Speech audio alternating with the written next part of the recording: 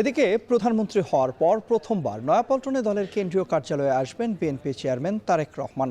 তার আগমন ঘিরে নতুনভাবে সেজেছে কেন্দ্রীয় কার্যালয়। এরই মধ্যে আসতে শুরু করেছেন নেতাকর্মীরাও। এ বিষয়ে বিস্তারিত জানবো, যুক্ত আছেন সহকর্মী সাব্বির। রোজ, প্রধানমন্ত্রী কখন নাগাদ কেন্দ্রীয় কার্যালয়ে আসতে পারেন এবং সেখানে তার কি কি কর্মসূচি রয়েছে, বিস্তারিত জানাবেন।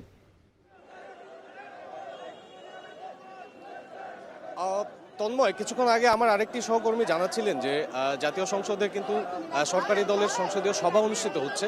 সেখানে উপস্থিত রয়েছেন প্রধানমন্ত্রী তারেক রহমান। তিনি সেই সভাটি শেষ করেই এই যে নয়াপল্টনে দলের কেন্দ্রীয় কার্যালয়ে তিনি কিন্তু আসবেন এবং সেটি সময় দেয়া আছে ঠিক বিকেল 5টায়।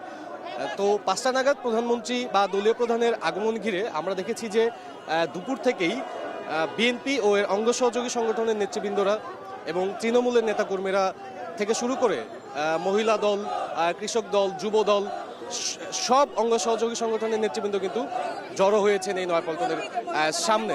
মূলত প্রধানমন্ত্রী হিসেবে কিন্তু এটি তার প্রথম আগমন এই কেন্দ্রীয় কার্যালয়ে এবং এই কেন্দ্রীয় কার্যালয় কিন্তু দীর্ঘ প্রায় 2 দশক রাষ্ট্র ক্ষমতার বাইরে ছিল বিএনপি এবং সেই সময় কিন্তু দলের হাল ধরে রেখেছিলেন বা দলের আন্দোলন সংগ্রামের দুর্গখ্যাত এই নয়াপল্টন এবং এই নয়াপল্টনে থেকেই বিএনপি তার আন্দোলন সংগ্রাম চালিয়েছে। তো মূলত এই যে দলীয় প্রধানের এই নয়াপল্টনে আগমন এবং কেন্দ্রীয় কার্যালয়ে আগমন ঘিরে দলের যারা নেতাকর্মী রয়েছেন তাদের মধ্যে একটি উচ্ছ্বাস উদ্দীপনা রয়েছে এবং তারা যেটি বলছেন যে এই দলীয় প্রধানের আগমন ঘিরে দেশ পুনর্গঠনের পাশাপাশি এবার তিনি নজর দিবেন বিএনপি ও এর সহযোগী সংগঠনগুলো যেগুলো রয়েছে সেগুলো তিনি ঢেলে সাজাবেন, যা ভবিষ্যৎ বাংলাদেশে যে কোনো সংকটে একটি গুরুত্বপূর্ণ ভূমিকা রাখবে। তো আর কিছুক্ষণের মধ্যেই কিন্তু এই প্রধানমন্ত্রী তার দলীয় কার্যালয়ে আসবেন এবং সেই সময়টি ঠিক বিকেল 5টা। তন্ময়,